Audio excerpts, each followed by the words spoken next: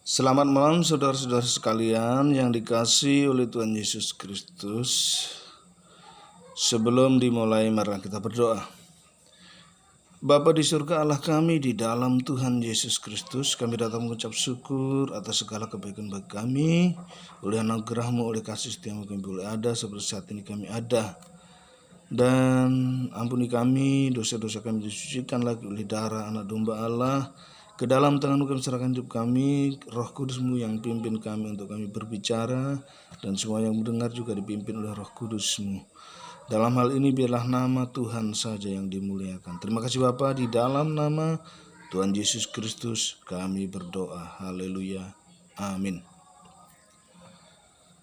Pembahasan kali ini mengulang tentang peti perjanjian atau tabut perjanjian. Di video yang lalu, ruang Maha Kudus itu adalah miliknya Allah. Karena Maha itu miliknya Allah, dan Maha Kudus itu artinya tidak pernah tersentuh dosa. Ada ruang suci.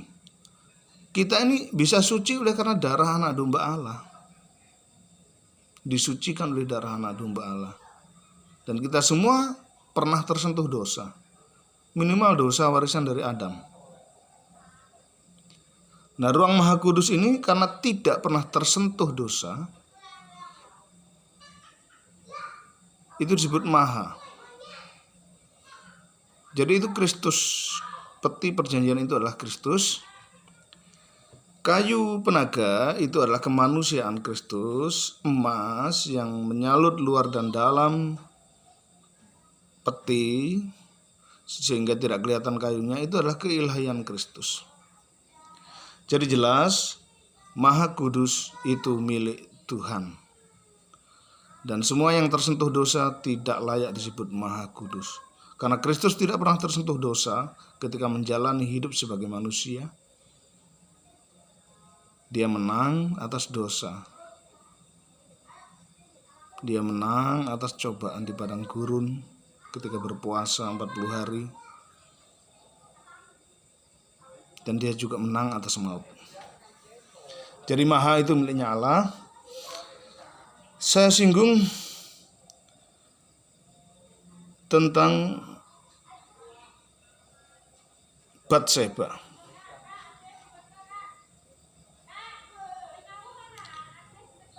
Dari istri Daud yang banyak, justru dari Batseba, istri hasil merampas istrinya Uria, maka lahirlah Salomo. Dari Salomo lahirlah terus-terusan, akhirnya lahirlah Kristus. Itu menunjukkan bahwa tidak perlu ada yang diagung-agungkan manusia ini, dipuji-puji, dimuliakan, tidak ada. Sebab semua manusia pasti tersentuh dosa. Jadi ruang Maha Kudus ini bukan milik manusia, tapi miliknya Allah. Jadi peti perjanjian itu jelas itu adalah Kristus. Kayu penaga itu Kristus sebagai manusia pada waktu itu yang tidak tersentuh dosa. Jadi oleh karena tidak tersentuh dosa disebut Maha Kudus atau Maha Suci. Kalau kita ini suci oleh karena darah anak domba Allah kok. Sebab tetap kita ini tersentuh dosa, minimal dosa warisan dari Adam.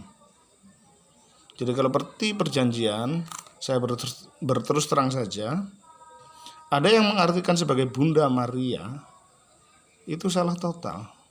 Sebab Bunda Maria masih tersentuh dosa kok. Dan ini ruang Maha Kudus. Maha Kudus, Maha itu miliknya Allah. Miliknya Tuhan, bukan milik manusia. Nah, di dalam peti perjanjian ini ada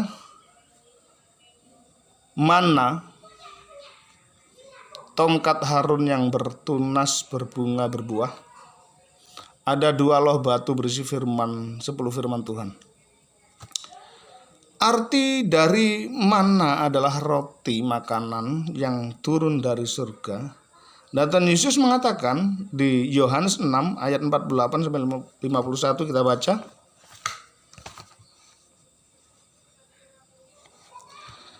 Akulah roti hidup. Nenek moyangmu telah makan manna di padang gurun dan mereka telah mati. Inilah roti yang turun dari surga. Barang siapa makan daripadanya, ia tidak akan mati. Akulah roti hidup yang telah turun dari surga. Jikalau seorang makan dari roti ini, ia akan hidup selama-lamanya, dan roti yang kuberikan ialah dagingku yang akan kuberikan untuk hidup dunia. Nah, jelas ya. Mana itu artinya Tuhan Yesus sebagai roti hidup yang turun dari surga. Kemudian tongkat Harun ini tongkat keimaman. Dan Harun ini adalah imam besar. Imam besar perjanjian baru adalah Kristus,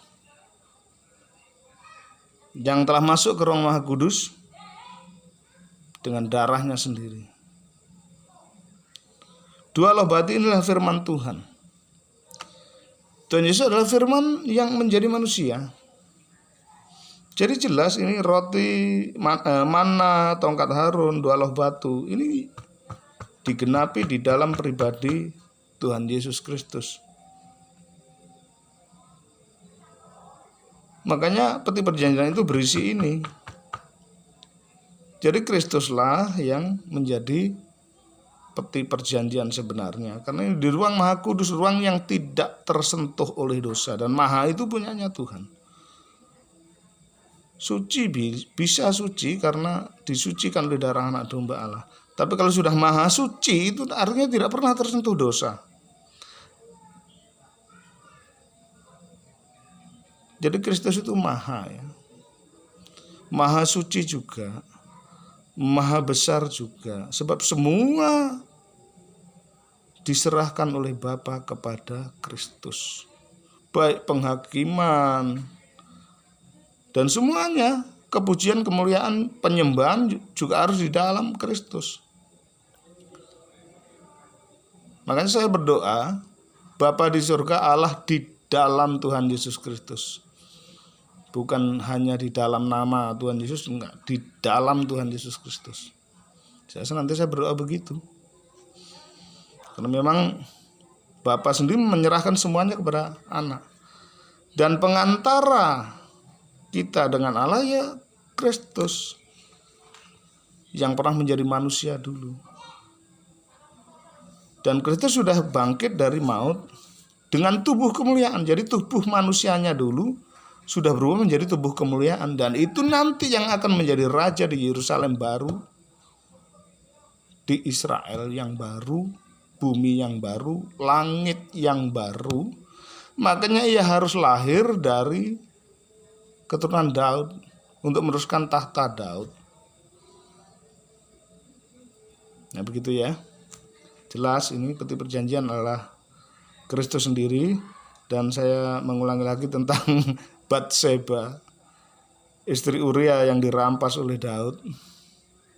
Justru dari Batseba inilah nanti lahirlah Kristus. Kok enggak dari istri-istri yang lain, yang lebih baik kisahnya, ceritanya. Kalau dari Batseba ini kan kisahnya enggak enak ya. Istri dari hasil merebut istri orang. Maka lahirlah Kristus. Ini jelas bahwa manusia tidak perlu ada yang dipuji-puji, dimuliakan, disanjung. Jadi peti perjanjian bukan Bunda Maria ya, jelas Kristus ya. Saya terus terang aja bicara sekarang. Terima kasih Roh Kudus yang menerangi kita semua untuk lebih mengerti firman Tuhan. Tuhan Yesus Kristus memberkati.